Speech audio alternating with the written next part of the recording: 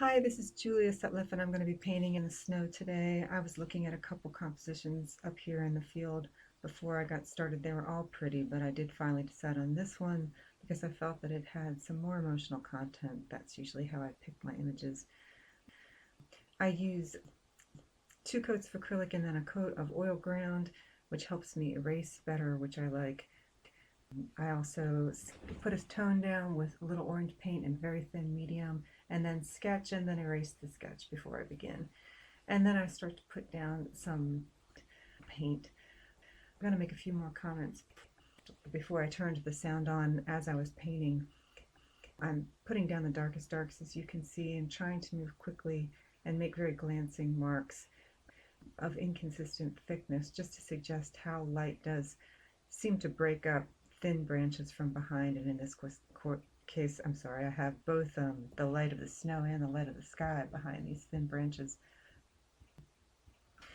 I'm as I'm painting, I'm watching my subject more than I'm following my sketch, which maybe you may be able to tell how hesitant my marks are. That is, I usually keep a sketch, or I use a sketch just to give me some idea of where things are, but if I followed my sketch the whole time, then my image wouldn't have that quality of sort of thought in paint, thought translated into paint that I like. So I put the sketch to give me some parameters, and then I just paint and watch what I'm doing, watch my subject instead of my painting too much. And now I think I'm going to stop talking so that you can hear the narration as I was working. So as I go in to put my background colors, or the background of the trees, the tree background in, back here, really the value of the foreground sort of flowers in the background are the same, but I'm going to make the background lighter so that I can give it contrast with the flowers, because otherwise it would all blend together and you wouldn't get a sense of the flowers being closer and more immediate.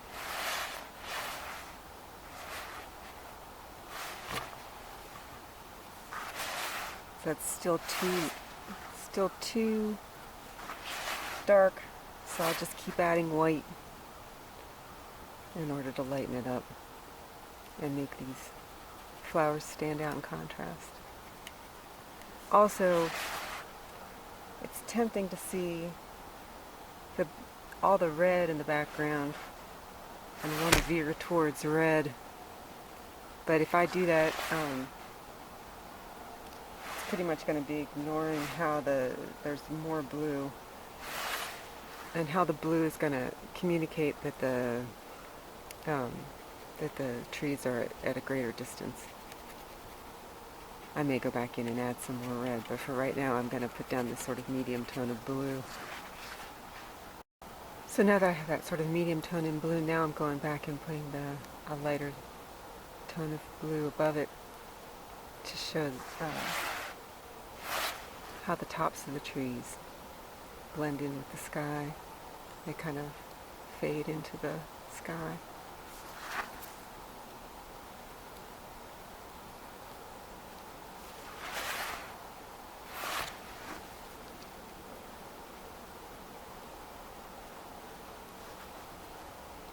And I'm really trying very hard not to think and not to judge and not to get picky, because the second I start to do that, I'll slow down, and slowing down it's amazing how slowing down will actually register in the way the paint is put down, and a lot of the fun and the excitement of the look of the painting will be lost. So don't think, just act for a while. I'm a little bit torn at this point about how to proceed in here. I'm not a very formulaic painter. I don't always do it the same way. I guess I like to try to keep myself on my toes and keep learning, see what works and see what doesn't work. But so my choices are, I can sort of go in here, in between here are all these areas. Let's see if I can get the camera over. and show you. In between all of the stems of the flowers are the many little stems that I'm not going to bother to paint, but they still have an effect on the image. You can see how, you can tell they're there even if you didn't bother to paint every single one. You can tell that they darken in between the main stems. They darken the image. So how do I deal with that? Do I go in now and um, sort of paint light gray in here and then later fill in with white? Or do I fill in white do I fill in white now and then go back over it with some gray?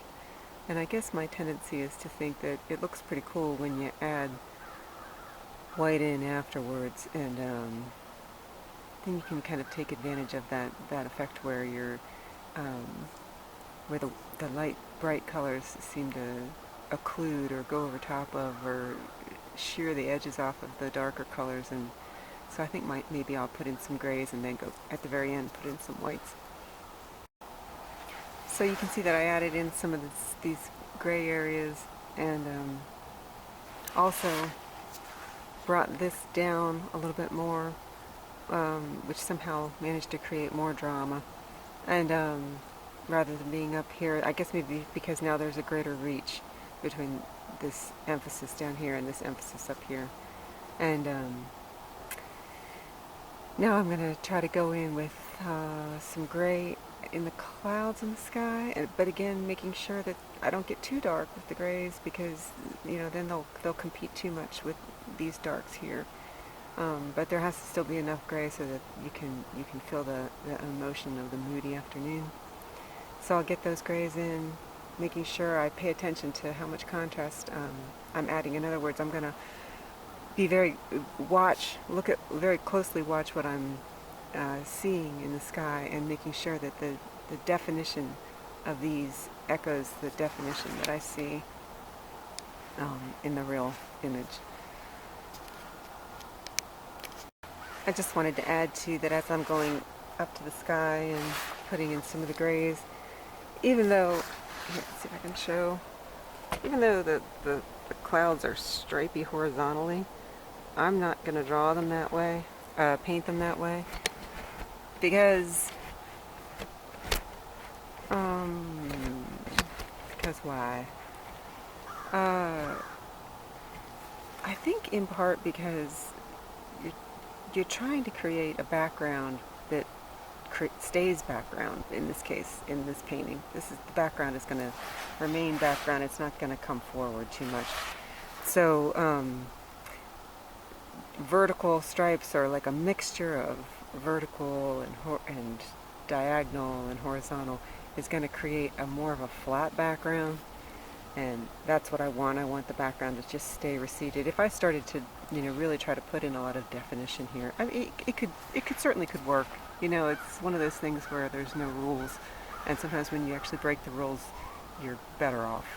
But in this case, my gut is telling me to let those clouds stay flat, and so not emphasizing, not drawing the clouds too much with with what they actually look like, but just letting them remain this sort of like flat color in the background is going to work better.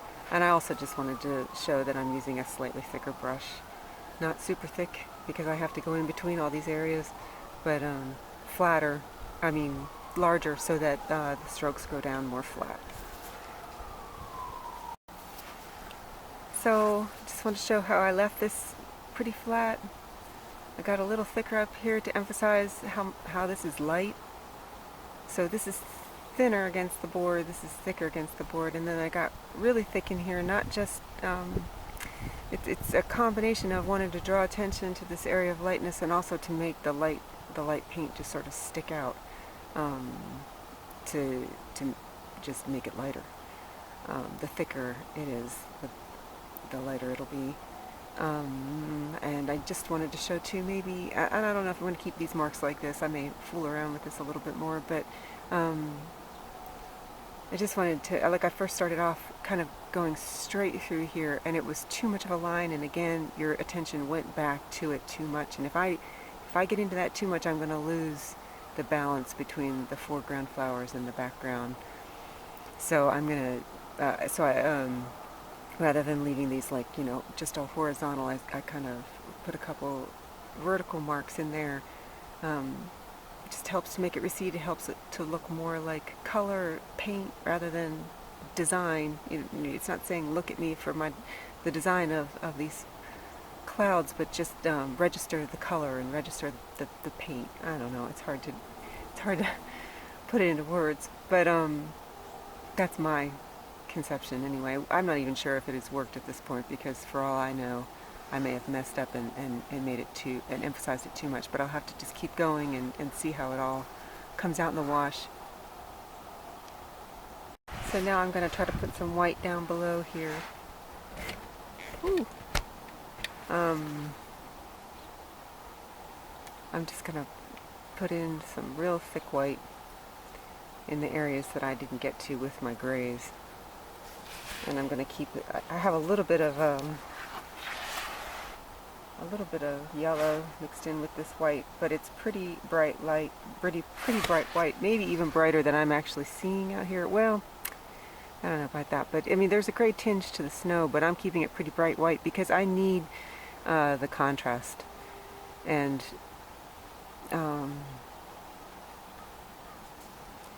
I'm not probably going as fast as I would if I didn't have the camera on, but just trying to give you some idea of these marks.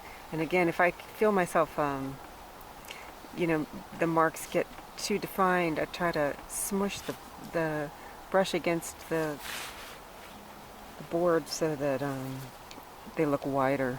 And I could, of course, pick up a wider brush, but in the interest of speed, I'm not going to do that. I'm just going to see if I can get that same effect by smushing the brush.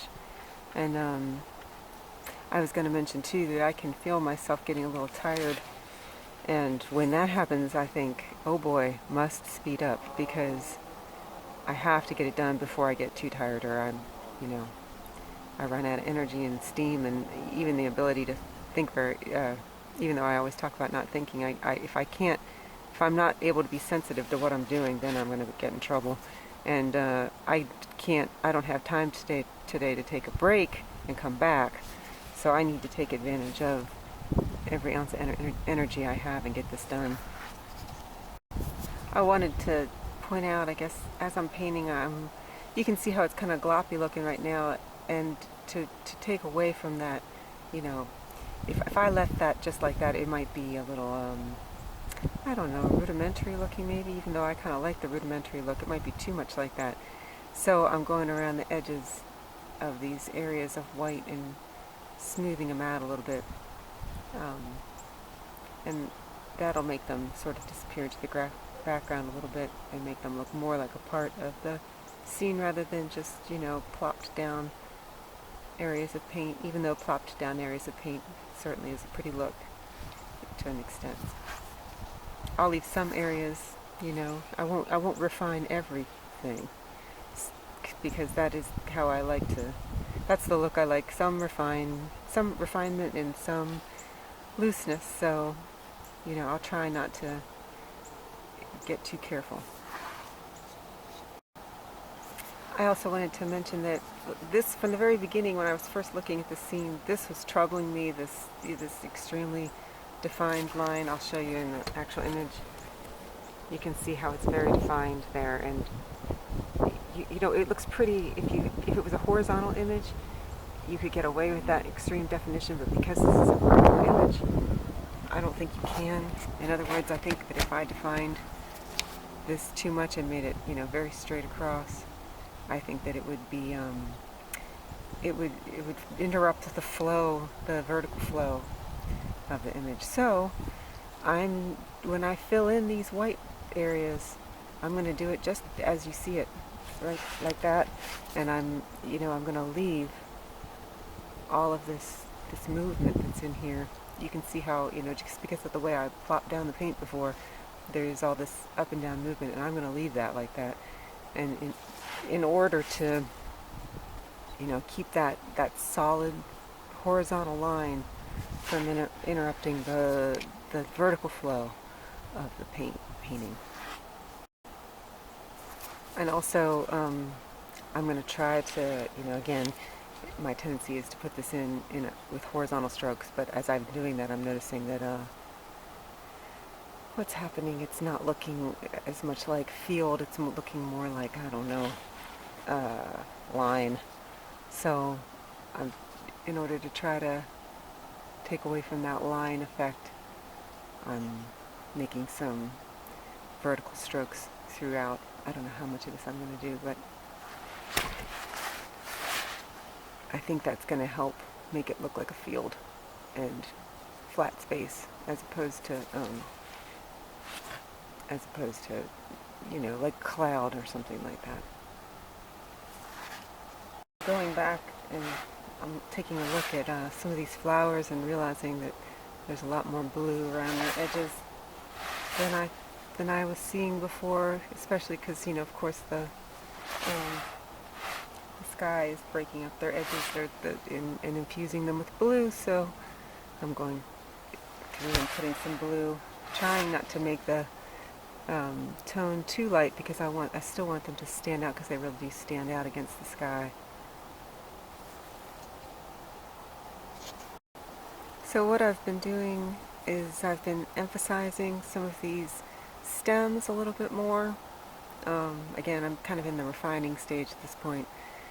And so I need them to come forward a little bit more and to stand out. So I've been refining them, uh, emphasizing them, putting some more dark marks in here, but not everywhere and not so it looks like a jail, right? So just, here and there. So it still looks like it's broken up a little bit by the light behind it. And also I'm adding a little more blue into these stems.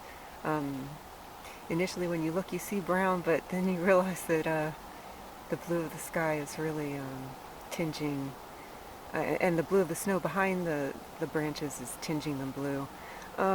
What else was I doing? I was kind of filling in some of these areas that I hadn't yet, and I wanted to show how, like up here where I'm filling in some cloud, um, the nice thing about a filbert brush is, again, you can make a flat mark like I just made, and then also you can make a little skinny mark.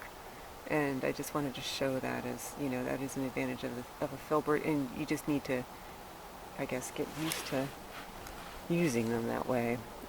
Don't always think you have to turn to teeny brush, a little round brush to get into the small spaces. I mean, sometimes it helps, but sometimes if you're trying to paint fast in particular, and you don't necessarily want to switch brushes, you can use it to do both. You can use a filbert to do flat and very thin marks. At the very end, I turned it upside down, which I usually do, just to see how everything was balancing out.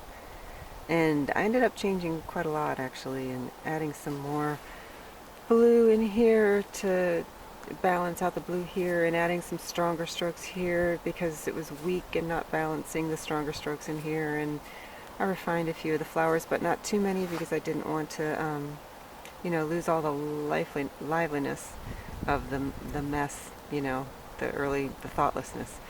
But refined a few things, and now I think it's better, even though I haven't turned it upside down yet, or right side up yet. But